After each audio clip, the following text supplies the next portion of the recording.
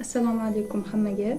Men Toshkent davlat sharqshunoslik universiteti Sharq sivilizatsiyasi va falsafa fakulteti 2-kurs talabasi Sultonboyeva Durdonaman. Biz bugun raqamli tarix fanidan yakuniy nazorat topshirig'ini bajarish uchun Bo'stonliq tumanidagi nuroniyimiz uyiga tashrif buyurdik. Ular bizga tumanimizdagi qadamjolar, ziyoratgohlar haqida o'z taassurotlarini bo'lishadi. Assalomu alaykum hammaga. Kelganingizdan xursandman. Bizda juda ziyoratgoh joylar juda ko'p. Borsanglar juda ham xursand bo'lardik. Borib aylanib ko'rib kelishinglarni tavsiya qilaman. Biz bulardan mana o'zimiz Gazalkent shahrida chiqqandan keyin Yunus ota ziyoratgohi, uning maqbaralarini ziyorat qilganmiz. Keyin Chatqol sanatoriyasining ichida joylashgan Chilton buva ziyoratgohlarini ziyorat qilganmiz. Undan chiqib Sijak yo'lidagi Qadamchi buva ziyoratgohlariga kirganmiz. Shu sanab o'tgan ziyoratgohlaringizdan qaysi biriga ko'p marotaba borgansiz? Qaysi biri haqida bizga ma'lumot bera olasiz? Biz bundan mana shu tumanimizdagi eng katta ziyoratgoh bu Shayx Umar Vali Bog'istoniydagi ziyoratgoh. Bu yerda juda har joylardan kelishadi. Biz ham juda ko'p borganmiz u joylarga. Ko'p ziyorat qilganmiz.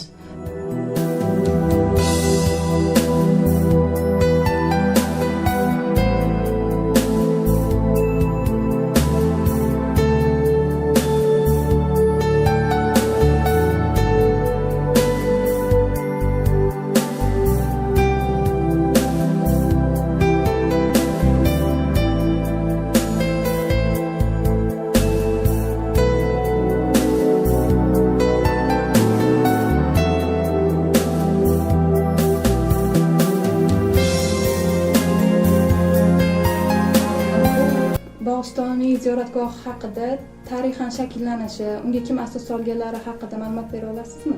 Xalifa avlodidan bo'lgan Shayx Umar Vali Bog'istoniy bu o'zi shu Bog'istondagi ziyoratgohni o'zi mehnat qilib, o'zi yaratgan. Shuning uchun bu ziyoratgohni uning o'zini nomiga qo'yilgan. Hattoki bu ziyoratgohda qishda uzum pishishi ham mumkin ekan. Ajoyib. Demak, bu ziyoratgohdan hattoki qishda ham uzum mevalarini ko'rishimiz mumkin. Borganingizni tasdiqlovchi rasm yoki suratlar yoki videolar bormi? Ha, borganmiz. Albatta, ziyorat qilganmiz. Ko'p rasmlarga tushib ziyorat qilgan rasmlarimiz bor.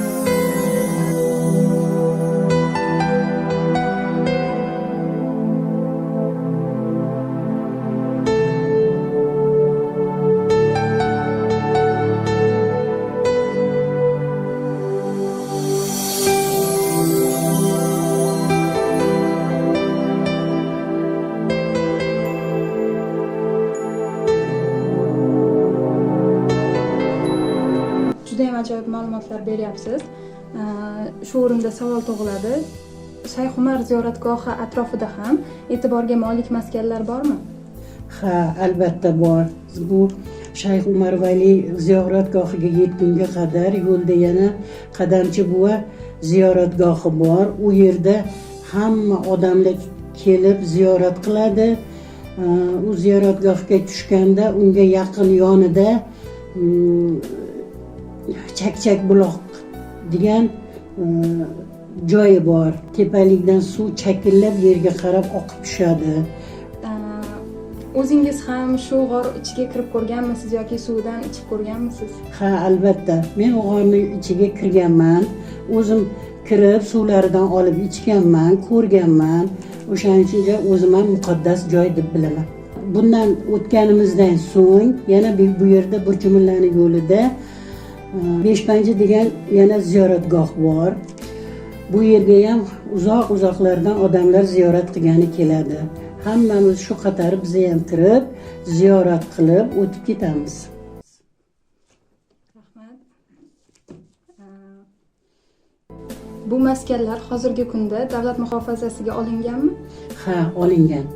Ayniqsa mana Shayx Umar Valiyning ziyoratgohi davlat tomonidan muhofazaga olingan.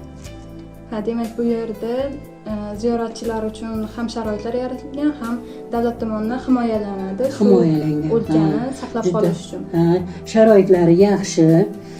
U yerga borib ziyorat qilish uchun hamma xonalari bor. Dam olish xonalari ham bor. Kirib hamma ziyorat qilib dam olib ketishadi. Rahmat. Bu maskanda namoz o'qish uchun, ibodat qilish uchun sharoitlar yaratilganmi? Yaratilgan. O'z xonalari bor. O'shaning uchun u yerda har bitta kelgan ziyoratchi uchun namozxonasi bor.